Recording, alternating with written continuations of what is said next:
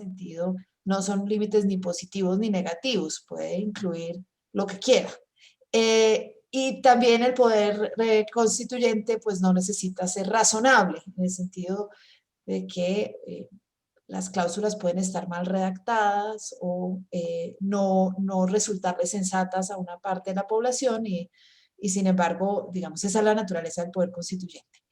Y en ese sentido, pues las constituciones resuelven lo que tienen que resolver, ¿cierto?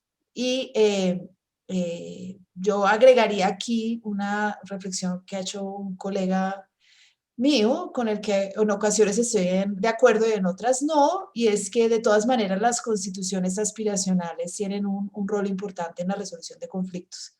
Es decir, que ser demasiado autocensurar demasiado los contenidos de la Constitución puede no ser una buena estrategia, o no siempre sería una buena estrategia.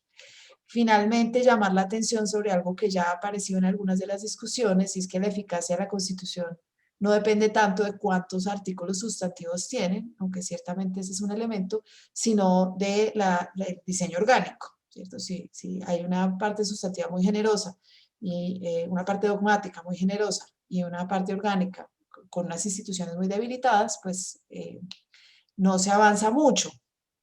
En fin. Ahora, entonces el ejercicio, pienso yo, no es tanto qué debería incluir la Constitución, sino qué podría incluir la Constitución. Es decir, cuando tenemos que usar nuestra imaginación para pensar qué sería lo mejor que podría incluir la Constitución en la que estamos pensando, cómo llegar a conclusiones sobre qué sería interesante que tuviera o qué sería importante, cuáles son las preguntas que habría que hacerse, ¿no? ¿Cuál es la lista de chequeo para mi Constitución deseada? Y yo creo que hay dos fuentes que son importantes, pues una es la historia constitucional de cada país, en lo que yo no soy experta y no, digamos, podría contribuir en nada, pero sí en derecho comparado y derecho internacional. Yo el trabajo que hice y esto de lo que voy a hablar ahora se basa en la revisión de 22 constituciones, no es un número pues demasiado extenso, yo sé, y fueron elegidas con unos criterios, eh, yo diría que busqué tener representatividad tanto dentro de la familia, digamos, jurídica a la que pertenece Chile, ¿no? Una familia jurídica latinoamericana, diría René David, como casos completamente distintos como los de las constituciones de Japón y China, ¿no? ¿Qué hay ahí sobre la familia?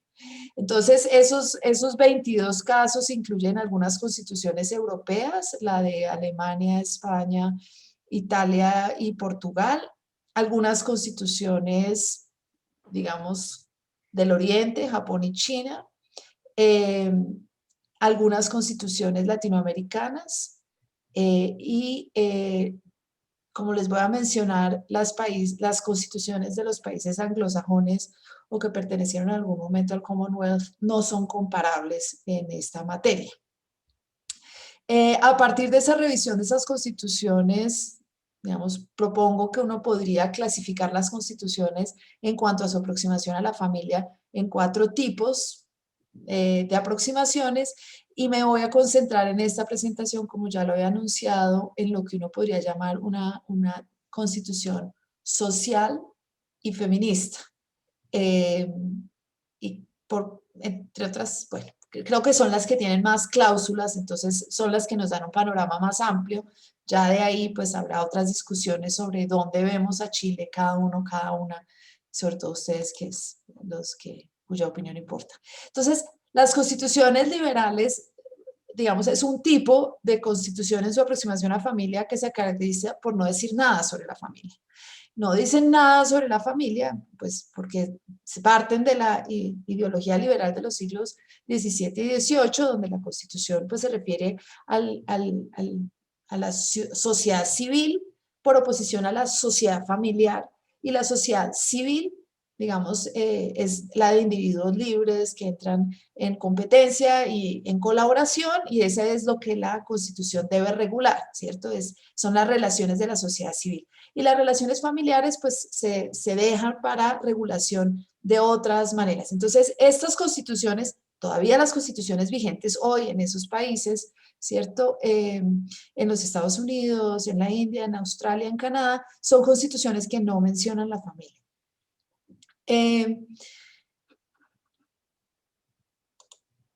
Después hay las constituciones que uno podría llamar liberales feministas, en donde uno estaría en la mayoría de los tratados internacionales de derechos humanos, y constituciones como las de Japón, China y Alemania, de las que yo revisé, quiero decir que de nuevo no revisé los 190 países.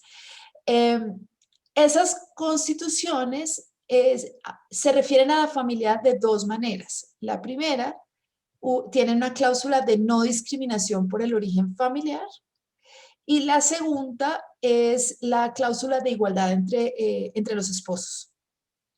Generalmente dicen algo sobre la familia fundada en el matrimonio, hablan de la libertad matrimonial y la importancia, digamos, de proteger a niños y niñas contra el matrimonio infantil, pero también la importancia de proteger la elección de la pareja. Hablan de la igualdad entre los esposos, y algunas, por ejemplo, la de Alemania, incluye una cláusula sobre la responsabilidad de los padres por el cuidado de los niños, niñas y adolescentes. Bueno, en realidad, pues solamente dice niños, ¿no? No tiene el lenguaje incluyente con el que ya estamos familiarizados algunos. Pero las constituciones de Japón y China, por ejemplo, muy importantes aquí, pues tienen al menos la mención de la familia en esas dos cláusulas. Después habría un conjunto de constituciones que uno podría llamar, esas constituciones, perdónenme, estas constituciones de Japón y China son constituciones de los 80s, es decir, son un modelo liberal con una pequeña, digamos, reforma para mencionar estos dos temas como temas importantes en materia de familia.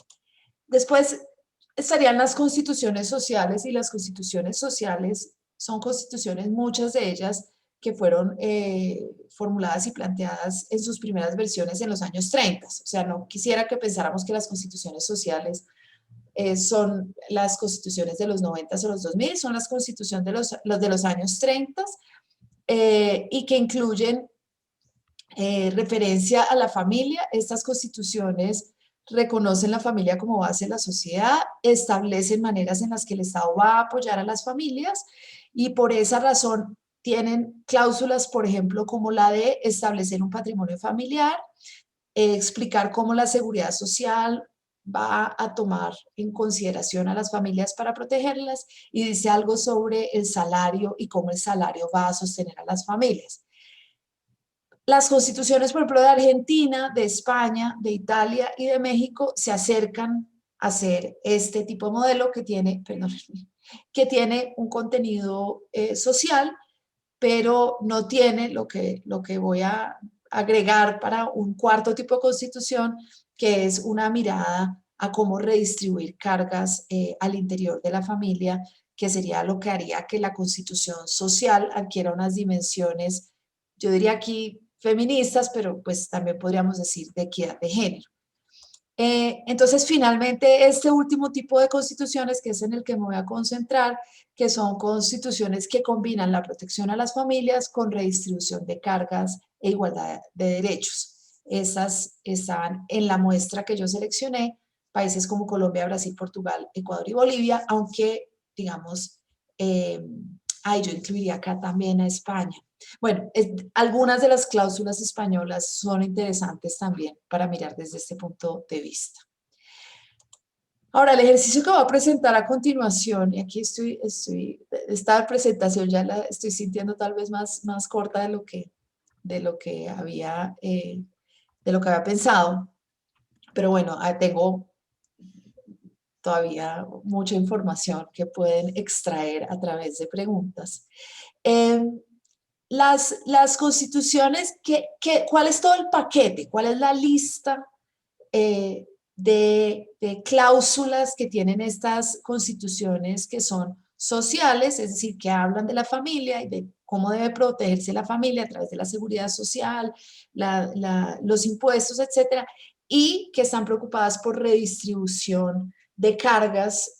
Como van a ver, no solamente entre hombres y mujeres, estas constituciones También intervienen en temas de redistribución de cargas entre los jóvenes y los viejos, a través de protecciones a la vejez, entre personas en situación de discapacidad y personas que no lo están, y entre personas, digamos, heterosexuales y minorías sexuales en general. Pero ya voy entonces como a plantear qué tipo de cláusulas hay en esas constituciones.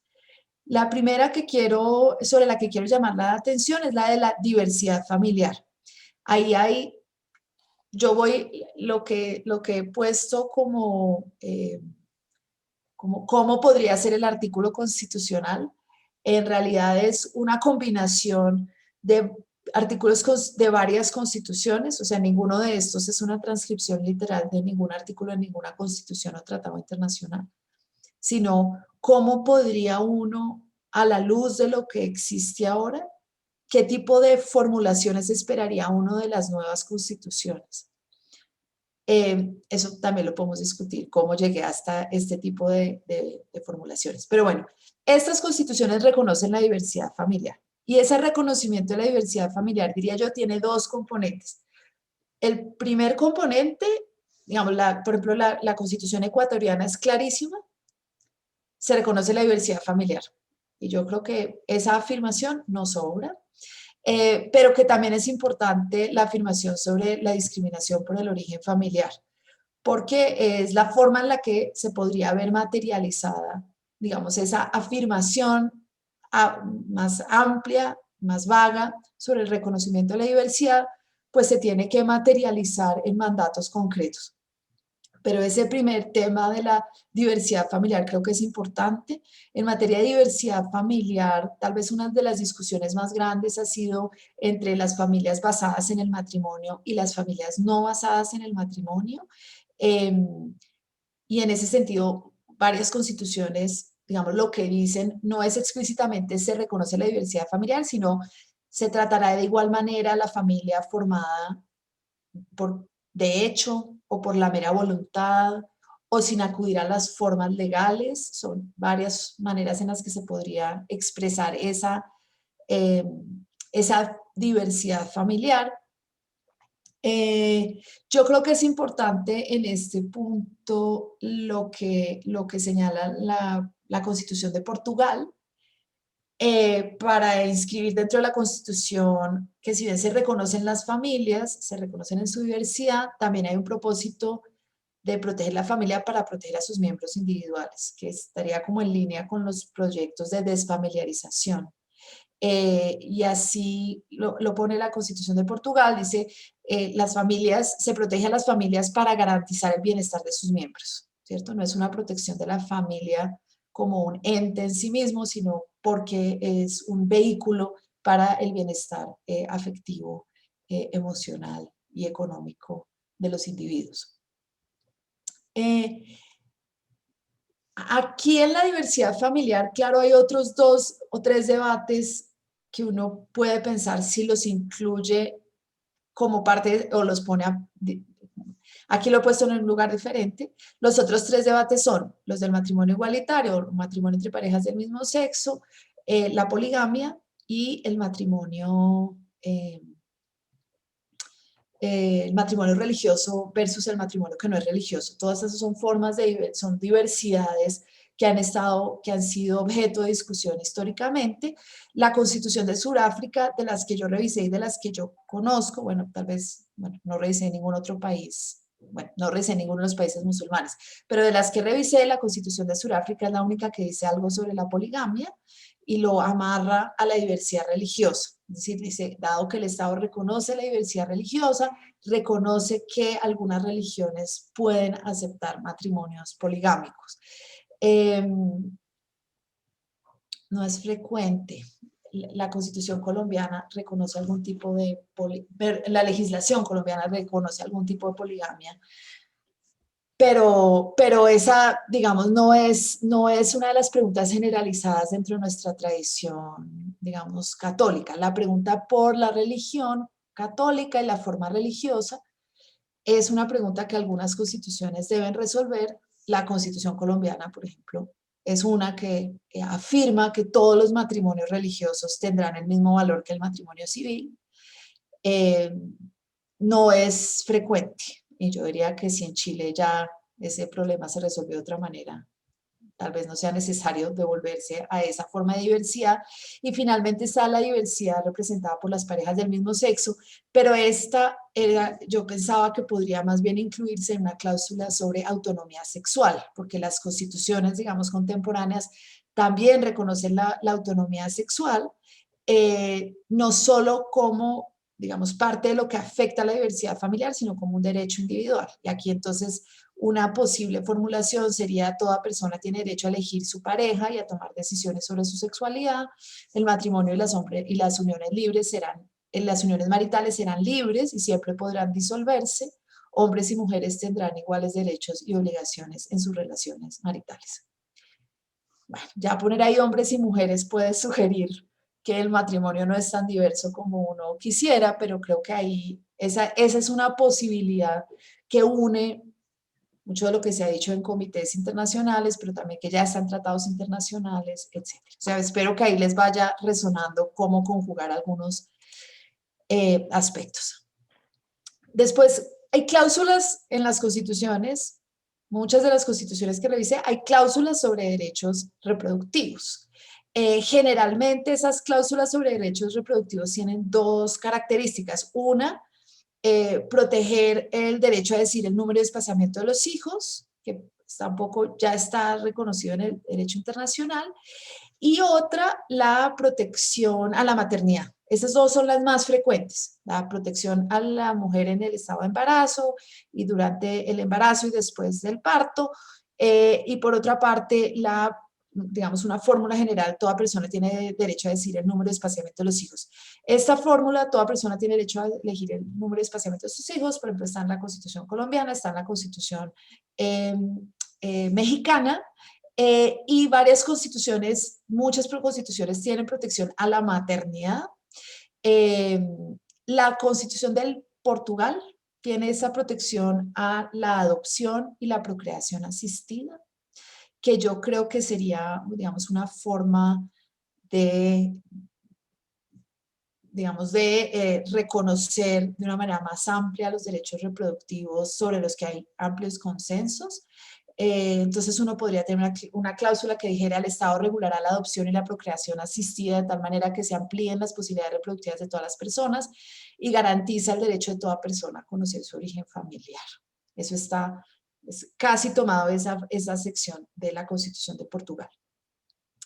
Y después hay varias formas de mencionar la maternidad. Yo pensaría que si uno fuera a redactar una constitución, hoy no pondría la palabra maternidad, aunque sé que eso puede llevar a controversias, pero las personas embarazadas gozarán de especial asistencia y protección del Estado y recibirán de esta un subsidio alimentario. Si estuvieran desempleadas o desamparadas, el Estado apoyará de manera especial a la mujer cabeza de familia. El Estado velará porque la maternidad sea deseada. Eso creo que también lo traigo en la Constitución del Portugal. Para ello garantizará el acceso a la información y a la planificación familiar y se abstendrá de perseguir penalmente a las personas embarazadas que interrumpan su embarazo. Esa última parte no está en ninguna constitución. Digamos, aclaro que esa última parte de despenalización de las conductas relacionadas con la maternidad deseada la agregué yo, pero la primera parte sí están. Yo tendría que chequear, creo que es la de Portugal o la de España, donde se afirma que se garantizará el acceso a la información, a la planificación familiar, como una forma de garantizar que la maternidad es deseada. Entonces, esa es una primera parte sobre reconocimiento y diversidad familiar, derechos sexuales y derechos reproductivos en su dimensión constitucional, ¿cierto? No el desarrollo completo, pero sí los aspectos que han merecido desarrollo constitucional. Y después están el tema de las cargas familiares: la crianza de niños, niñas y adolescentes, las personas en situación de discapacidad y los viejos.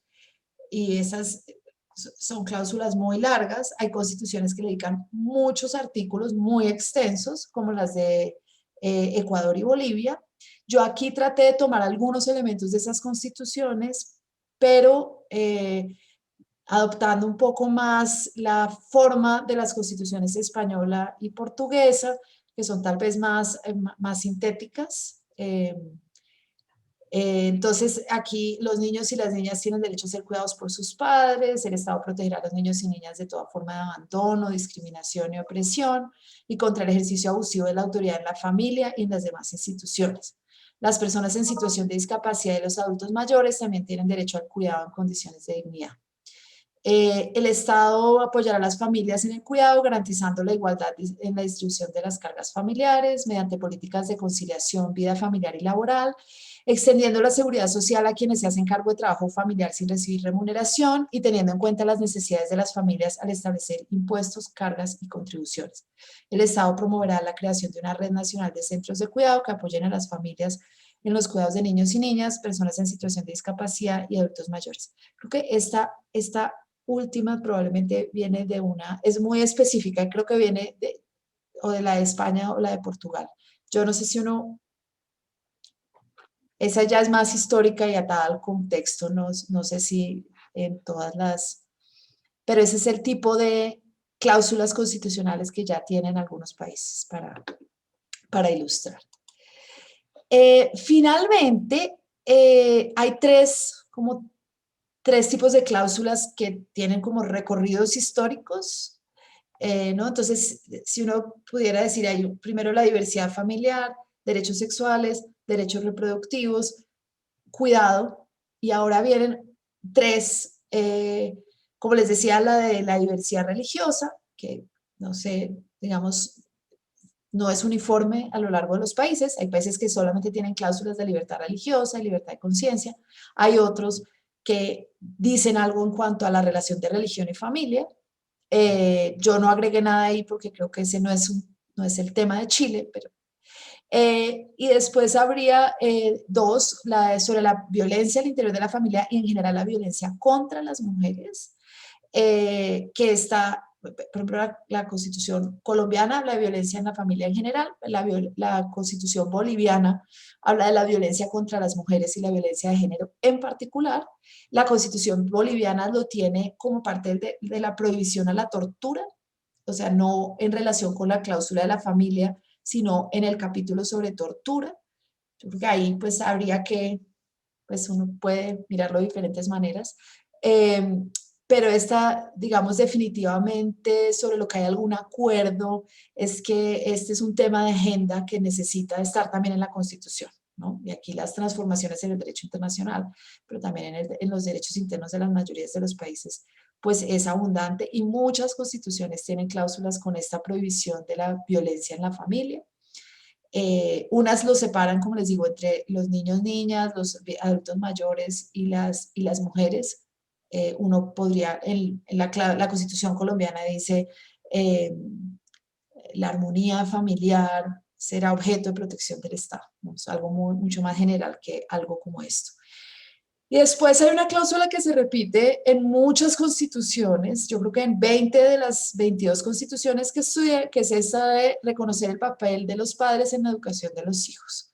También podría pensar, eso es materia del derecho civil, eso no tendría que estar en la Constitución, ya se dijo en la Constitución que los padres tienen a su cargo la crianza de los niños. Bueno, las constituciones en todo caso reiteran, insisten que los padres y las madres tienen el derecho y el deber de educar a sus hijos.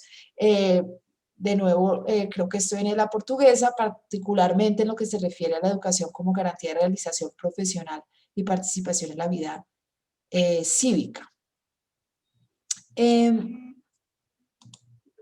Termino brevemente con unas observaciones. Yo creo que, ¿qué me parece a mí que puede ser una buena ruta para tener esta discusión? Por una parte, lo que ya está de alguna manera en un sentido común constitucional, porque o bien están los tratados internacionales o ya ha sido materia de legislación o ya está en la jurisprudencia de las altas cortes en Chile, puede ser, digamos, o que ese puede ser un criterio para pensar de estas cláusulas sobre la familia, cuáles son más pertinentes en este proceso constituyente. Si uno fuera a hacer, yo sé que como académicos como que lo que estamos pensando es un poquito distinto, pero y en ese sentido y que yo pienso que al contrario de, no, si ya está en la legislación, ¿para qué lo ponemos en la Constitución? Yo creo que por el contrario, si ya está en la legislación, podemos ponerlo con toda tranquilidad en la Constitución, pues ya tiene un respaldo, digamos, del cuerpo político que es importante. Y ahí yo creo que caben en el caso chileno, por lo que conozco, los derechos de las minorías sexuales, derechos sexuales y reproductivos y los temas de interés superior de niños, niñas y adolescentes. Por otro lado, yo creo que sí es importante para pensar cómo esas cláusulas constitucionales sobre la familia o las familias contribuyen a redistribuir recursos, ¿cierto? Un proceso constituyente planteado en torno al problema de la desigualdad, pues definitivamente no puede dejar por fuera los contenidos económicos, propiamente hablando, que tienen que ver con la familia y las desigualdades que puede haber en lo que es familia, que son desigualdades entre hombres y mujeres, desigualdades entre adultos y jóvenes, entre adultos y niños, entre jóvenes y viejos, y entre personas en situación de discapacidad y las que no lo están. Y por otra parte, pienso yo que el reto también para pensar en algunos de estos temas, sobre todo los que puedan ser más controversiales, es qué se podría hacer en la parte orgánica de la Constitución para depurar de manera eficaz o constitucionalizar la legislación existente, ¿cierto? Ese es uno de los grandes retos de las transformaciones constitucionales, y es que, pues, si la legislación, pues, sigue siendo la legislación que existía bajo la Constitución anterior, va a ser muy difícil que el cambio constitucional se arraigue. Y por último, ¿cómo se van a garantizar los derechos sociales y económicos? Ese, pues, otro gran reto y seguramente pues muy complejo, pero ahí hay como unas indicaciones desde el campo de la sociología de las políticas públicas, la importancia de que las políticas sociales no estén familiarizadas, sino desfamiliarizadas y que se reconozca y redistribuya el cuidado, pues como un núcleo que tiene que ver con lo que ha sido la familia. Finalmente hablé más de lo que pensaba. Muchas gracias.